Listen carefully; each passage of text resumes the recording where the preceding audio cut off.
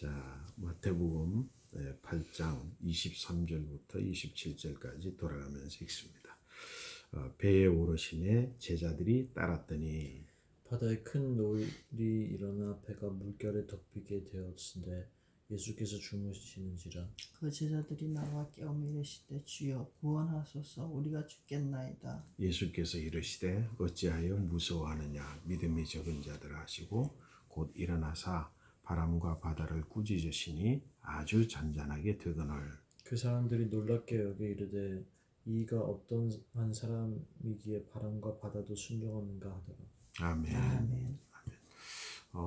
오늘 말씀은 진짜 중요한 말씀입니다. 특별히 이제 어저께 우리가 나누었던 말씀과 함께 오늘 말씀은 연이어서 사실은 생각해 봐야 되는데 이제 그 엄마보다도 설진이에게 특별히 중요한 말씀이 될 것 같아.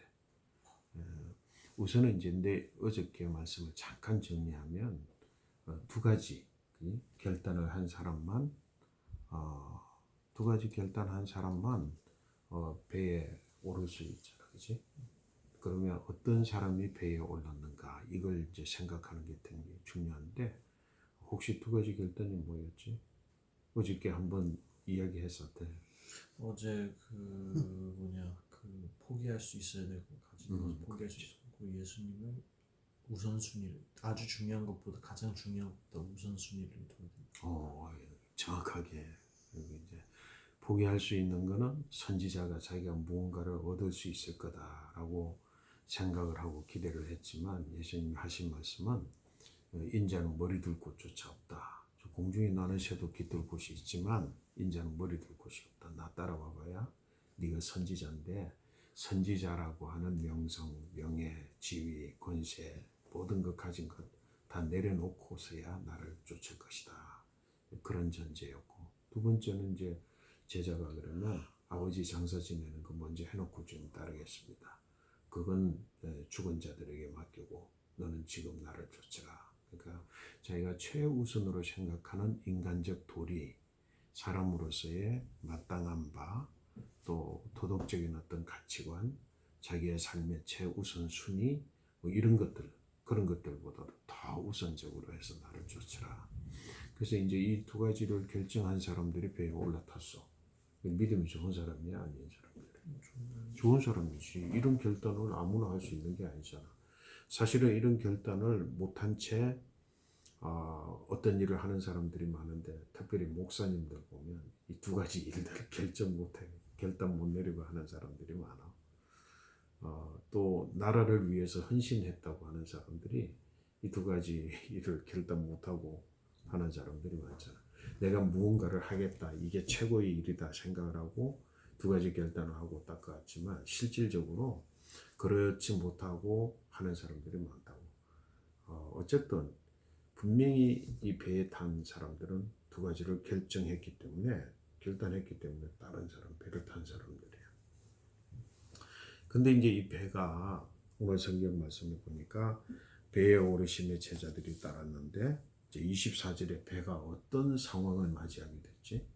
그래서 지금 24절을 한번 볼까? 큰 노을이 일어나 배가 물결에 덮이게 되었습니다. 큰 노을이 일어나서 배가 물결에 막 덮이게 됐어. 갈릴리 호수인데 사실은 이거 한 가지 일이 자연적인 일이 아니다. 자연 발생적으로 일어나는 일이 아니다. 왜냐하면 이 갈릴리에서 저 건너편 가다랴 지방, 그 가다랴 지방으로 가는 그 뱃길에 지형상으로 태풍이 일어날 곳이 아니야. 노을이 일어날 만한 그런 지형이 아니야. 일으키셨겠지. 그러니까 그 배가 그렇게 일어날 일이 아니야. 그런데 누구보다도 여기에 태풍이 일어날 수 없는 곳이라고 하는 사실을 누가 잘 아느냐면 배에 탄 사람들이 잘 알아. 왜냐하면 갈릴리 사람 예수님이 이제 제자들을 보면은 제일 중요한 게 베드로, 안드레, 야고보, 요한 이 사람들은 어릴 때부터 배 사람들이야. 특별히 이제 요한 집은 배가 몇 척이나 가지고 있는 큰 사업을 하는 사장님의 아들들이거든. 근데 이곳에 태풍이 일어날 수 없는데 큰 놀이 일어나서 어느 정도로 배를 덮을 정도로 큰 놀이 일어난 거야. 이 상황에 대해서 황당한 거지. 근데 오늘 성경의 말씀에 보니까 자신들 나름대로 그러면 야, 배에 풍랑이 일어나게 됐을 때 어떻게 해야 되는 조치도 그들은 다 잘 알아. 그래가지고 자기 나름대로 뭐 까짓것 내가 태풍 정도는 이길 수 있겠지 처음에는 했겠지. 그러다 이게 보통이 아니네, 큰일 났네, 이러다 우리 죽겠네, 그럼 뭐 하겠어. 배에 가지고 있던 물건들 막 다 집어 던지고, 그지? 할 수 있는 거 다 던질 거 아니야. 다 던진 거. 그래서 아무리 애를 쓰고 그래도 이제는 진짜 배가 더 이상은 나아갈 수 없다. 뒤집어질 수밖에 없고 죽을 수밖에 없겠다. 그때가 돼서야 보니까 저기 뭐야, 보니까 24절 마지막에 뭐라 그랬어? 예수께서는 주무시고 계시는 거야. 자기네들은 뭐 살려고 다 애를 썼는데 보니까 예수님 주무시니까 깨우면서 뭐라고 그랬어? 26절 말씀에, 25절 말씀에 그 제자들이 나와 깨우며 이르되 주여 구원하소서 우리가 죽겠습니다. 이 말은 무슨 이야기야? 주여, 주님이 우리를 구원해 줄 수 있습니다. 우리가 죽게 되었습니다. 그러니까 예수님을 그들이 알았는데 뭘로 알아서? 예수님은 우리를 이 죽음의 상황에서 구해 주실 수 있는 분이시다. 예수님이 이런 분이시다라고 하는 믿음을 가진 사람들이야.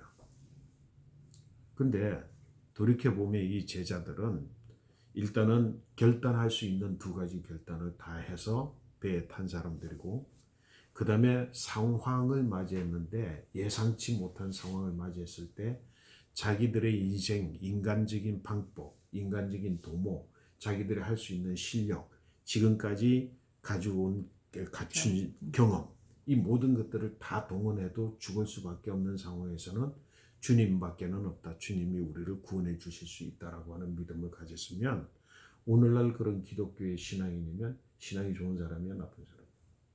최고의 사람이지. 오늘날 그런 최고의 사람이야. 근데 느닷없이 예수님이 하신 말씀 뭐야? 28절.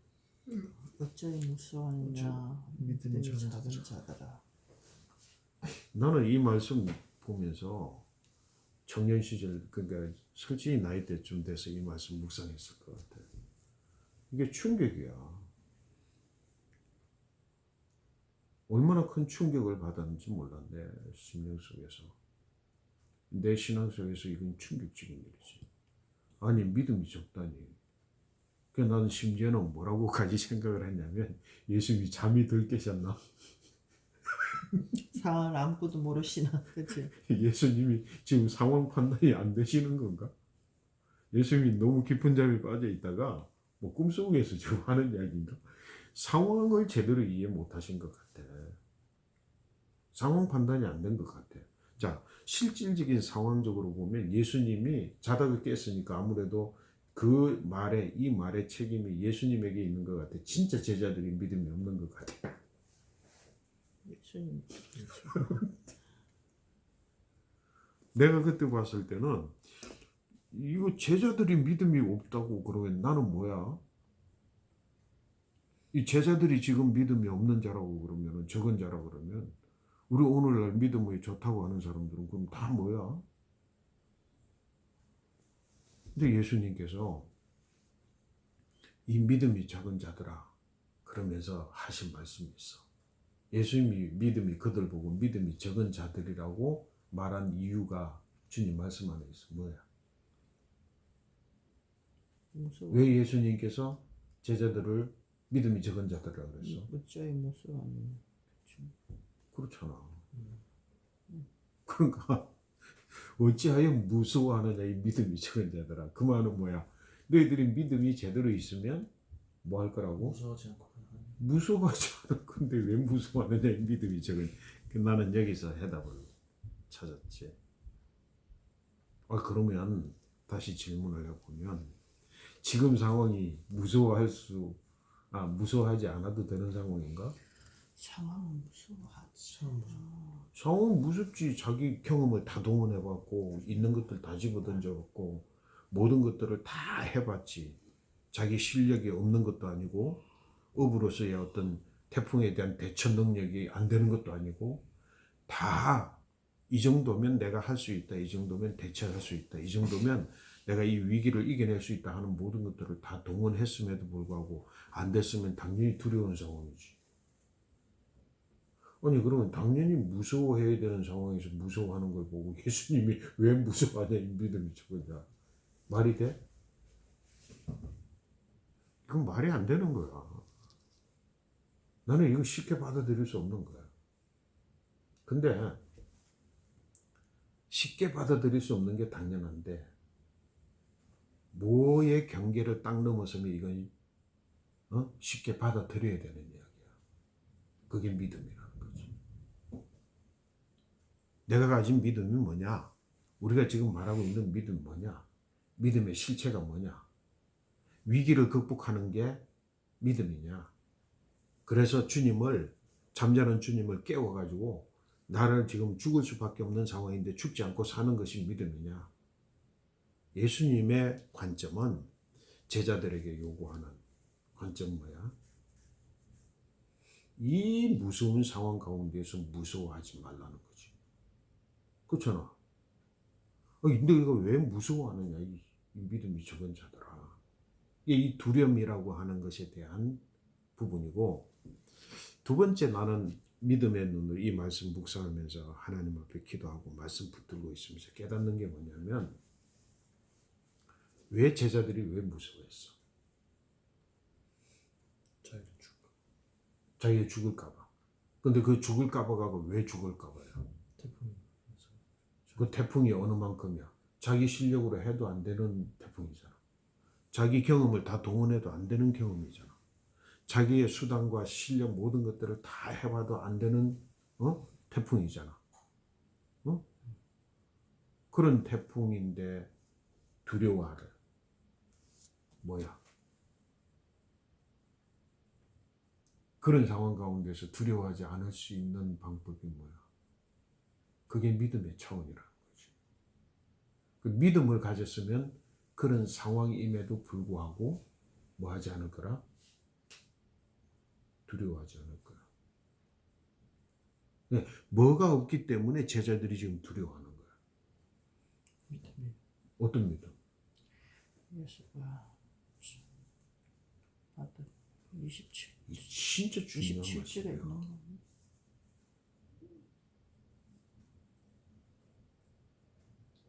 이거는 지금 우리가 깨운 예수님, 제자들이 그 예수님에 대해서 알아 몰라?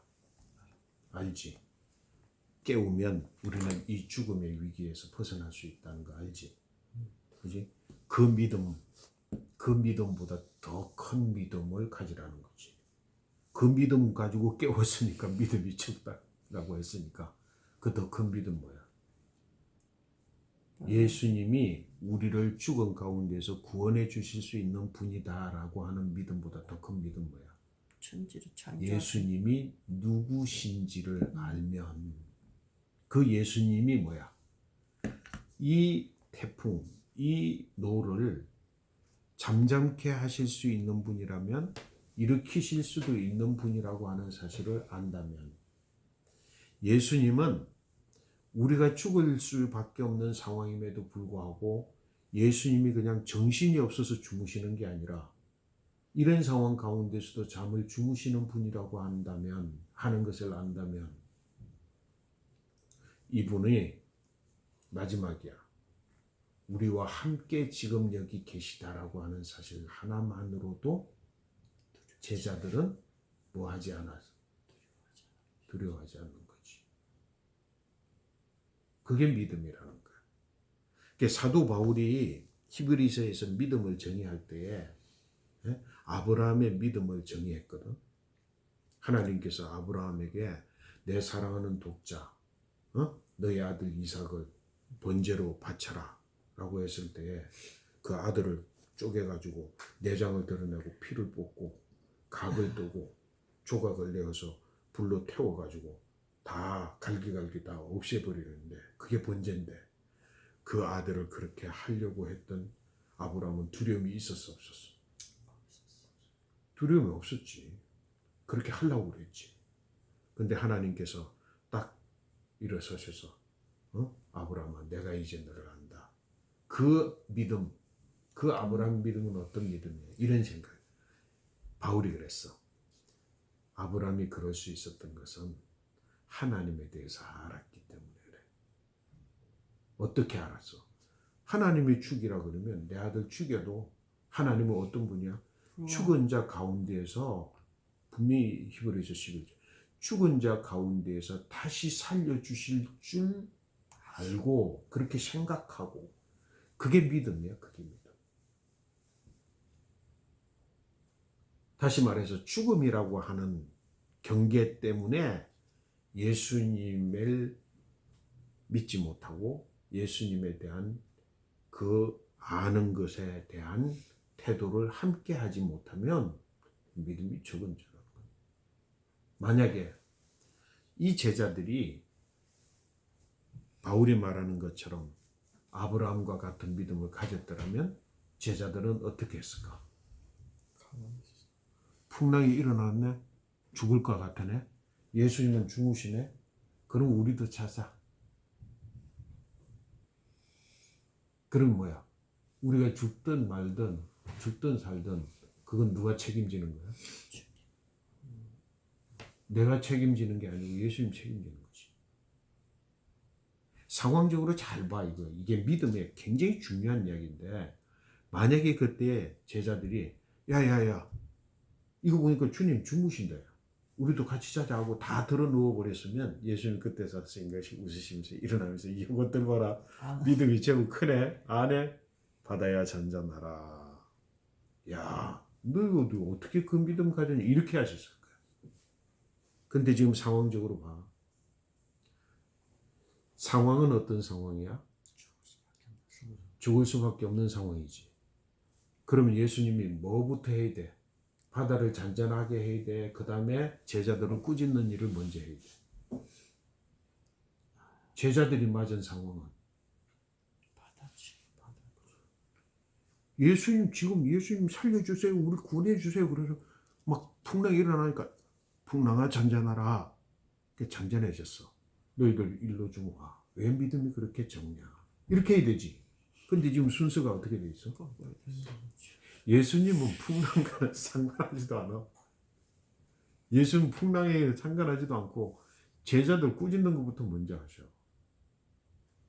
그리고 나서야 바다가 잔잔하게 예수님께서 바다야 잔잔하라 그랬어. 그때 제자들의 믿음의 상태, 이 적은 자들아, 믿음이 적은 자들아, 제자들의 믿음의 상태가 드러나. 그 해답이 뭐야? 27절이에요. 읽어봐. 그 사람들이 놀랍게 여겨 이르되 이가 어떠한 사람에게 바람과 바다도 순종하는가 하더라. 예수님에 대해서 제대로 알아 몰라. 그들이 아는 건 뭐였어? 우리가 예수님을 깨우면 우리를 죽음에서 구원해 주실 분인 줄은 알았어. 왜? 그들이 지금까지 마태복음 처음부터 지금까지 보면 뭐야? 기적을 일으키시지, 병자를 고치시지, 지금 죽은 자를 살리시는 일은 후에 일어나지만 어떤 일도 다 기적적으로 다 하실 수 있는 분이니까 그들의 마음속에 뭐야? 예수님은 이 풍랑 가운데서 우리를 살리실 분이다라고 하는 것까지만 알았지 풍랑을 일으키시기도 하시고 잠잠케도 하시는 자연의 천지 만물의 주관자 천지 창조의 주님이시라고 하는 사실. 그래서 우리가 죽고 사는 문제까지도 그냥 죽이든 살리든 주님 알아서 하십시오 하고 던져놓으면 그분이 우리를 책임지실 것이다라고 하는 것까지는 못 가. 왜? 도대체 이분이 누구시길래 예수님이 창조주 하나님이시며 예수님이 천지 풍랑을 일으키기도 그리고 풍랑을 잠잠케도 하실 수 있는 분이시라는 것까지는 몰랐다는 거예요. 우리 믿음이 어디까지인지를 철저하게 반성하고 인생에 있어서 주님과 함께 동행하는 길에 있어서 다가오는 위기, 두려움에 대해서 어떻게 대처해야 되는지를 제자들은 여기에서 철저하게 알게 되고 감당하게 되었다. 오케이? 그 믿음 가지게 되시기를 축복합니다. 아멘. 오늘 쉐어링 하는 것까지 함께 좀 나눠볼까? 한번 말씀 좀 나눠. 우리가 이 말씀을 딱 비춰볼 때 우리한테 뭐 시련 같은 거 있잖아요. 뭐 고난 같은 거. 그것도 풍랑하고 딱 비춰보면 그 모든 해답은 그 주님이 일단은 우리의 믿음이라는 그 차원에서 테스티파이 할 수 있는. 그래서 사도 바울은 그 감옥에 갇혔을 때 바울과 실라와 더불어서 솔직히 죽을 만큼 얻어맞았거든. 바울은. 그리고 감옥에 집어 던져졌는데 거기서 찬송 부르고. 그러니까 이거 맥락이에요. 보니까 그래서 그치. 우리가 알고 있는 주님 그러니까 주님을 우리를 죽음 가운데서 건지시겠다는 그런 믿음은 뭐 아주 얕은 믿음이잖아요. 근데 주님께서 진짜 원하시는 믿음은 그 주님은 믿음은 그거잖아. 천지 만물을 창조하시고 그분이 우리와 함께 그분이 있으면 우리가 그분에게 죽고 사는 문제까지도 넘기면 그렇지. 딱 그게 이제 우리 삶에 있어서도 그대로 적용이 되는 거지. 그래서 앞에 오는 고난, 시련 이런 거는 어찌 보면 그래서 최종의 결론은 뭐야? 어떤 상황 가운데서도 평안함을 잃어버리지 않는 사도 바울이 그 고백을 하는 게 안정감을 잃어버리지 않는 아멘. 그 믿음 가지시기를 바랍니다. 그래서 어떤 상황 가운데서도 그냥 잠잘 수 있는 평안함을 그렇지. 유지하는 게 믿음이라. 그래서 뭐 믿는 자들이 우리의 시련이 왔을 때는 팔딱팔딱 뛰고 뭐 뛰고 그거는 난리나. 그거는 진짜 믿음이 좀, 적은 자지. 이질적이지 안 맞지 이거. 아멘. 오케이. 믿음에 대한 분위기. 또 우리 솔직히 살살하면 안 들리잖아. 그러니까 믿음, 처음엔 제자들의 믿음이라는 게 사실은 하나님이 예수님 그러잖아요. 믿음이 작은 자들이라 얘기했는데 사실 지금까지 보면 제자들이 아는 예수님은 그렇지. 기적을 일으키는 일으키시는 예수님으로밖에 안 알고 있으니까 존재적인 예수님이라는 것에 대한 그게 없었기 때문에 두려워하면서 깨우면서 이렇게 했었는데 이제 아브라함 같은 경우는 그거까지 이루는데 100몇 년이 걸렸잖아요. 그래가지고 생각하게 됐을 때 이제 단계별로 제자들이 나중에 가서는 예수님을 위해서 죽고 했을 때 다 그 단계를 이룬 것 같아요. 이거를 제자들의 믿음이 그까지 이르렀기 때문에 예수님이 시험하기 위해서 주무시는 게 아니고 제자들을 불러서 이제 앞으로 일을 이제 시키고 또 앞으로 그 믿음을 훈련시키기 위해서 첫 단계. 목표로 보여주는 거야. 목표도 그렇지. 이거 목표야. 너희들의 지금 상태는 믿음이 좋다고 결단했지. 믿음 좋지. 이분은 우리를 살릴 분이다. 믿고 깨웠지. 믿음 좋지. 그래서 대부분의 사람들이 40일 금식 기도해서 주님 깨워야 된다. 그까지 이제 막 충성을 다해서 주님 깨워야 된다. 이까지는 되잖아. 근데 그거는 뭐야? 믿음이 적은 거다. 그걸 가르치시기 위해서 미리 보여주시고 앞으로 3년 기간 동안 그 훈련해가지고 제자들을 이 단계까지 올리시기 위해서 미리 딱 보여주신 거야. 그러면 이제 그 예수님이 나와 함께 계시기 때문에 두려워하지 아니하고 평안함을 누릴 수 있는 믿음. 그렇지.